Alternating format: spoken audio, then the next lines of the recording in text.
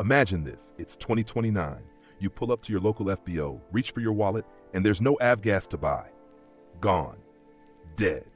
And suddenly, every piston plane you own or dream of flying, from a Piper Cub J3 to a Cirrus SR-22, is staring at you, grounded.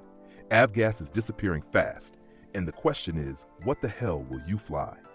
Today, we're diving deep into the coming AvGas crisis, what it means for aircraft owners, and how pilots across the world are preparing for life after leaded fuel.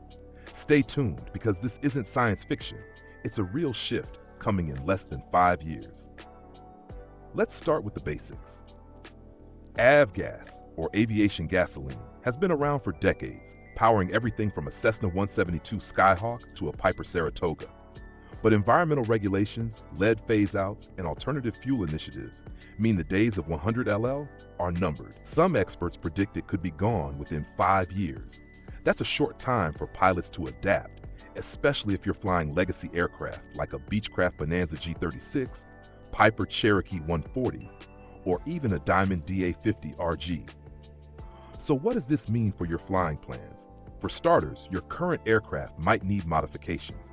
Engine conversions, supplemental fuel systems, or switching to unleaded compatible engines are all on the table. But not every aircraft is ready. High-performance piston planes like the Lancair 4P or Epic E1000GX face unique challenges because their engines are optimized for high-octane AvGas. A sudden shortage could ground them or force expensive upgrades. Number 1. Electric and hybrid options. One of the most discussed alternatives is electric propulsion. Aircraft like the Pipistrel Panthera, Pipistrel Virus SW, and even the Sling TSI are pioneering electric or hybrid systems. Imagine taking off silently, no AvGas, low operating costs, and zero emissions.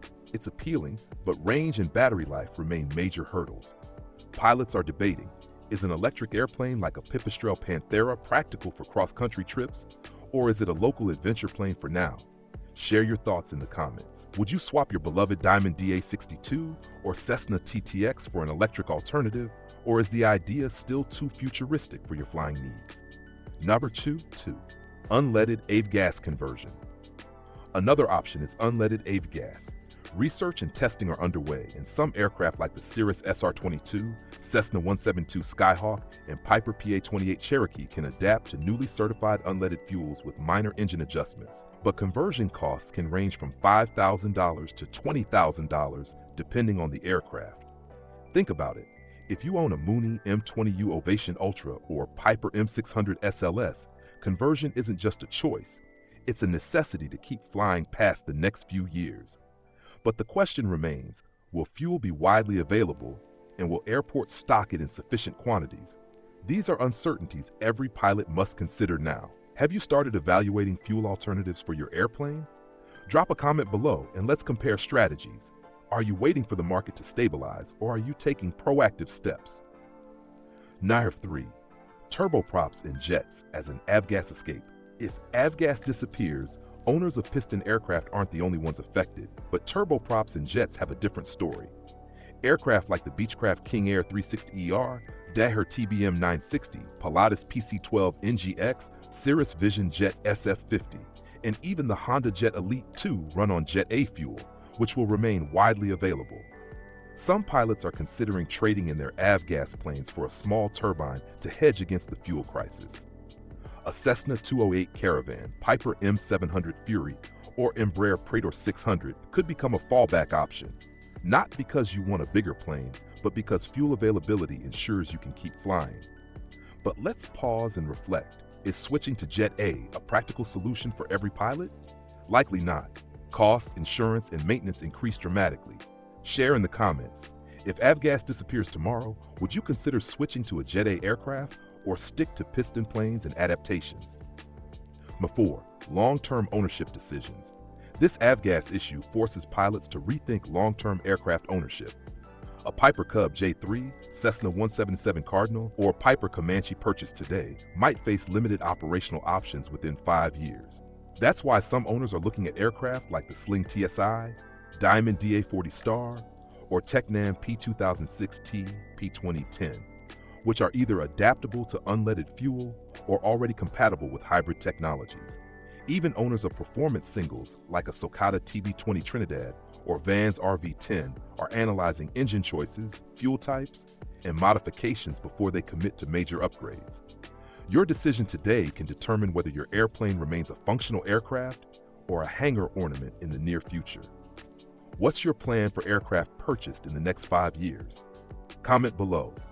Are you buying AvGas-dependent planes or thinking ahead to fuel-flexible alternatives? Now 5. Recreational and light sport aircraft. Not all pilots need cross-country range or high speeds. Light sport aircraft and recreational planes like the Just Aircraft Superstall, Aeropract A22 Foxbat, Kit Fox Series 7, Zenith CH750 stall, or Cubcrafters X-Cub offer flexibility in fuel choice and simplicity in operation. These planes could become the go-to for local flying when AvGas shortages hit, especially because many already operate on lower octane fuels or can adapt more easily. This might change the general aviation landscape dramatically. Short flights, local airports, and adventure flying could dominate while traditional piston cruising diminishes. Would you downsize to a local flyer to avoid AvGas problems? Or is cross-country capability non-negotiable for you?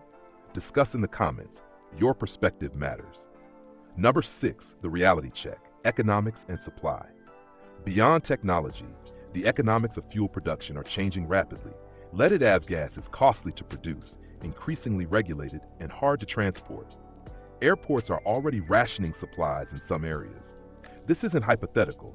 It's a real threat that will affect anyone flying a Beechcraft Musketeer Sundowner, Cessna 182 Skylane, Piper PA-32 Saratoga Lance, or Diamond DA-42 Twin Star. Pilots need to think strategically. Should you invest in fuel-flexible engines now, or wait for government approvals and new fuels? Waiting could mean grounded aircraft, while acting early might preserve flying freedom and resale value. How are you preparing for this reality? Drop a comment below. Are you proactive or cautiously observing market trends? Sharing strategies helps the entire GA community. 7. Conclusion: the future of general aviation. AvGas is dead within 5 years, or at least that's the prediction. It's not an apocalypse, but it's a shift that every piston aircraft owner must face. Electric, hybrid, unleaded conversions, or transitioning to Jet A aircraft are all potential solutions. Your decisions now will define what you can fly, where you can fly, and at what cost. Whether you own a Cessna TTX, Piper M600 SLS, Cirrus SR22, or a Mooney M20U Ovation Ultra, the writing is on the wall. Adaptability is survival. So here's my challenge. Think about your next aircraft purchase, modifications, or fuel strategy. Comment below. How will you adapt when AvGas disappears? What will you fly in 2029? Let's get a discussion going. Your insight might help fellow pilots make smarter decisions before the fuel disappears. Don't forget to like, subscribe, and hit the notification bell.